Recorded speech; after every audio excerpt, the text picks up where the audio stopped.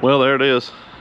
First time it's been out of the shop since it went in two-wheel drive about a month ago. I like it. Sits about right. Front end's just a touch high due to not having the motor in it right now. But pulled it out and bled the brakes this morning. That all went well.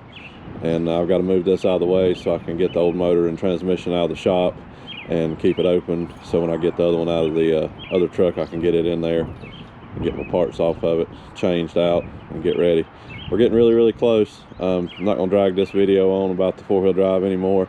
I might climb up under the truck here in a little while and show you how everything went together, parts and pieces, and what I put new, reasons for a couple of things, and we'll go from there. So I think once I get the motor back in it and everything bolted back up, and I'm gonna go ahead and just pull the service body off of it and go ahead and put the gooseneck hitch in it, and I got to put that fuel pump in. That'll be easier while the bed's off, and weld the exhaust back up where both of them are missing a piece. So we're really close. I really appreciate everybody following along here with this journey. I know it's been kind of boring, but I'm trying to wrap them up best I can. Okay, sorry about the wind. Show you a few parts and pieces here, and we wrap this four-wheel drive up. Of course, I had to replace the brake lines with four-wheel drive ones because the two-wheel drive were too short. If your donor truck's in good shape, you don't have to do that. You can just swap them over. Like I said, the shock towers were the same. Just ground the rivets off, unbolted the other ones, put new bolts in that. Down there, we put new track bar bushings in. I've got new sway bar bushings in, sway bar end links in. I've got a new steering damper for it, and put a new pitman arm on it. And of course, you've seen the front up there as far as the front spring perch, and then the rear spring perch. Right quick, you've all seen this, but I'm just going over it in detail. I put new ones on just because the other ones were rusty. And of course, you've seen the pieces that go through the frame. The cross member and all is still out of this one because we haven't put anything back yet. On the rear end, all you have to do is swap everything over. I had to put new shocks on. I put new sway bar end links. The two-wheel drive truck here had a sway bar on the rear. The four-wheel drive one did not. So I kept the sway bar, and I had to buy end links for the four-wheel drive because they're a little bit longer. And then of course that one brake line that was short. And if I can get a picture of it laying on the ground, bear with me. I'm sorry for jostling you guys around, but right here is the hole in the floorboard already for the four-wheel drive shifter. Like I said, just got to knock that knockout out and go with it from there. So all in all, it's a pretty simple swap.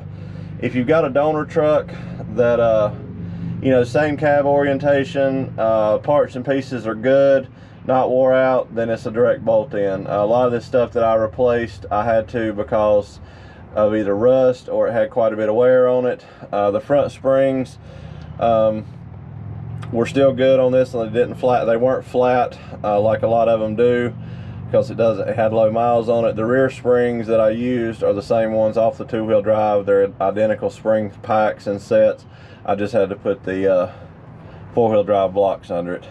So if any of you guys have any questions on any of this, like I said, don't hesitate asking me. I'll answer it best I can. I watched a lot of videos on YouTube. There's not I don't think there's one quite as detailed as maybe what I went into, but a lot of this stuff you can buy if you want to do it. You know, just like the rear spring hangers and those frame pieces, you can buy those aftermarket. So I wouldn't say that you could do it without having the donor truck, you know, build one from scratch, simply because there's so many little nuts and bolts and pieces that you're going to need. So, you know, it's worth it for me. Pennies on the dollar in the two of them. I'll detail that in a later video, the cost factor in both trucks and all the parts and pieces and time that I've got in it. So here it sits. It's ready for everything to go back in. The whole suspension set up, brakes are bled, everything is ready. All I've got to do now is drop the motor in it, put the transmission back in, transfer case, get some drive shafts made, and we'll be good to go. Okay, hopefully you could hear me over the grunting and complaining about rolling around in the dirt once again. I'm getting old, and the wind. But anyway, bottom line is, this era truck, 99 to 2004, the frames are identical. You know, you might have extended cab, regular cab, 4-door, whatever. That's just length.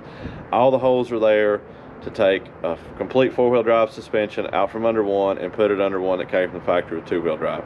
That was a miracle, including the hole in the floorboard. I showed you that. If you got any questions about anything, you know, drop it down in the comments below. I answer it best I can. Hopefully you guys have enjoyed the series. I'm not a professional at this by any means. I did some research on my own. A lot of it's trial by fire. We're probably looking at around 14 hours total for the swap. You know, keep in mind that's dragging stuff around in the dirt by myself. You know, one truck inside, one truck outside. If you had a place where you could put both trucks side by side, a couple of floor jacks, and maybe a buddy or two, I think you could do this in a weekend. You know, as far as the major stuff. If you're swapping out, you know, one thing you got to keep in mind is the drive shafts. The transfer case, of course, is going to be different lengths on your drive shafts. If it's regular cab, it runs a 1-piece drive shaft. Mine is 2-piece, so I'm not sure yet what I'm going to do. I've got to get the exact measurement. I think 72 inches is your max on inline 1-piece drive shafts, unless you want to go with the high-dollar aluminum. So we'll see what happens. But that and the spring towers, and shock towers rather, is the only thing really that will be major fabrication. So hopefully you guys have enjoyed it. Thank you all for being here and following along the series. I really appreciate that. If you haven't subscribed yet, please consider it.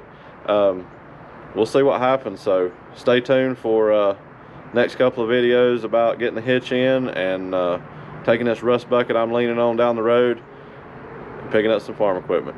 Until next time, thank you.